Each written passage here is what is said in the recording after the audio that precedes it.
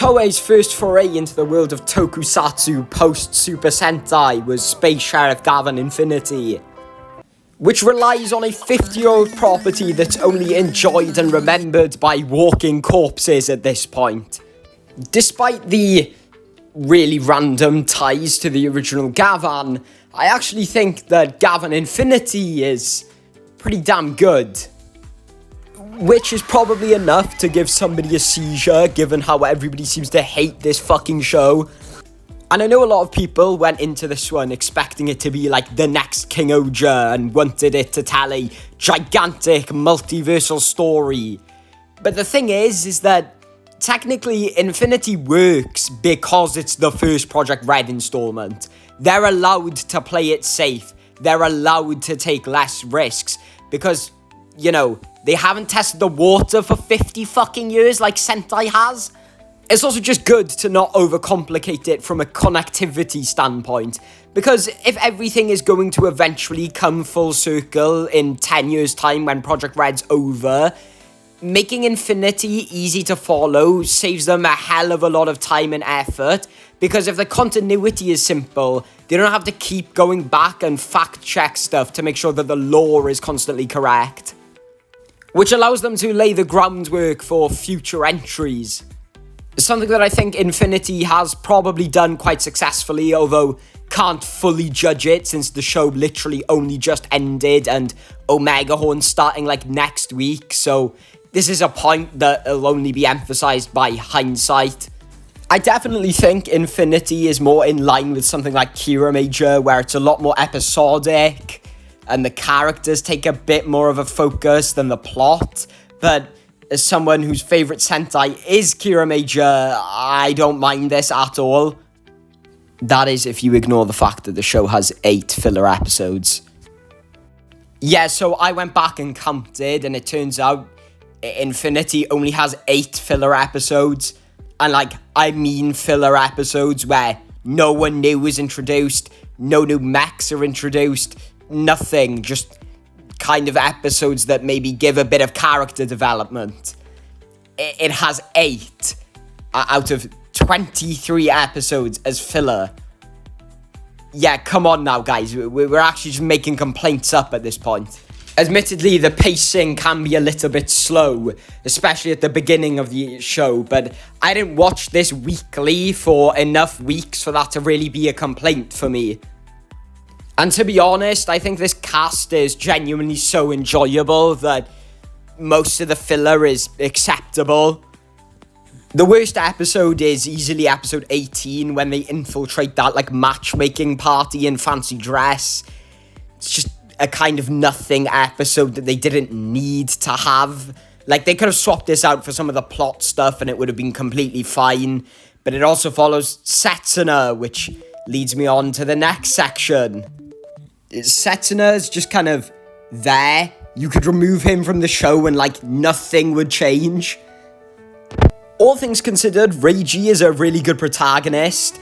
Also, please forgive me, his name is never going to sound right in a British accent. I really like the early episodes where he kind of just travels around dimensions and kind of influences people with his sort of ideology. It's pretty sick.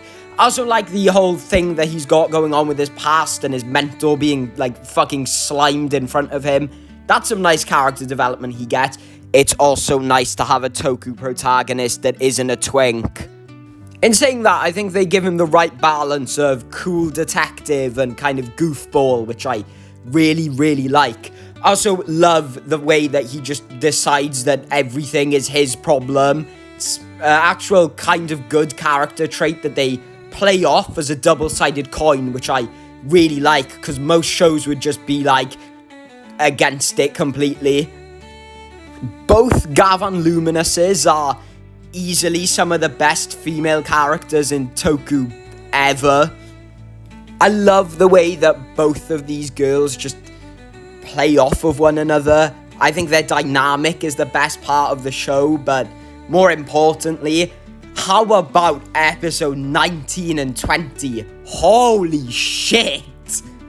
This is one of the most out-the-blue twists ever, and before you go commenting, I'm here to tell you that it makes perfect sense that Koto wanted Kiki to become Gavan after Kiki had lost her memories. It makes perfect sense if you think about it. Okay, sure, they definitely could have played the guilt up a little longer and made it last until the end of the episode, but at the beginning of episode 19, Kiki says something along the lines of, "I want you to be my #1 supporter," and it's obvious that when Koto gets the mantle of Gavan, that she obviously doesn't feel like she's ready to do it, because her role has always been supporting Kiki. So I think they made the right move in giving it back to Kiki. The whole thing of the two wanting to help the planet and rid it of all crime just because it's what the other would want is honestly really endearing to watch, and again, episode 19 drills it home pretty much perfectly. And the usage of "love is the strongest" at the end of episode 19 is just incredible. Like, they were so smart. Which, by the way, the soundtrack to the show is fucking incredible. I mean, it's rare to find a Toku show with bad music, but it's also kind of rare to find a Toku show that has, like, exceptional music for every single scenario. And Infinity just does. There's "Love is the Strongest," which is, like, the opening, but it's never actually played as the opening. There's "What's a Hero," which is, oh my god. There's also "Chase Your Way," which is the theme for Kiki and Koto, which is like, why did they cook so hard? And then you've got other minor themes, which are just incredible as well.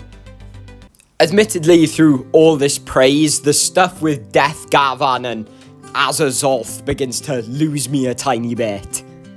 Whilst I think Death Gavan does a pretty good job at coming off as intimidating and serving as a foil to Reiji, Azazolf just comes out of nowhere like a fucking jump scare. I do kind of like the way that if you read between the lines in a lot of the earlier episodes, you can kind of see the cult beginning to take form, but to be honest, I think it's a little too hidden. Like, yeah, causing mass panic is great and all, but like, what does any of that have to do with Death Gavan's goal? I mean, they literally showed like an underground crime syndicate in the second episode and for whatever reason decided not to make the show about Don Morrow and Death Gavan. Why? Don Morrow for real had the sauce, and I definitely agree with the consensus that he should have been left out of prison a lot earlier in the series to really help build up Azazolf's cult. Overall, I think Infinity excels at showing its cast off as individuals. Admittedly, they don't really do the whole team aspect, as it kind of serves to be more of a middle ground in between Kamen Rider and Super Sentai, following the protagonists as more or less lone heroes until the last couple of episodes of the show. An element of it that I don't really mind because it means everybody gets fairer development. It also pays homage to cop shows like Sukaban Deka, just with a more modern and fresh kind of feel, especially in the fight choreography, which is, again, excellent. With all of this in mind, I'd probably give Infinity anywhere between an 8 or an 8.5. Yeah, sure, some parts of it are just mediocre at worst, but I feel as though when it really laser focuses on what it does best, the characters and or the fight scenes, get some really emotional moments down in there that are really enjoyable for any Toku fan. I highly recommend this one, and I'm excited to see what Omega Horn brings.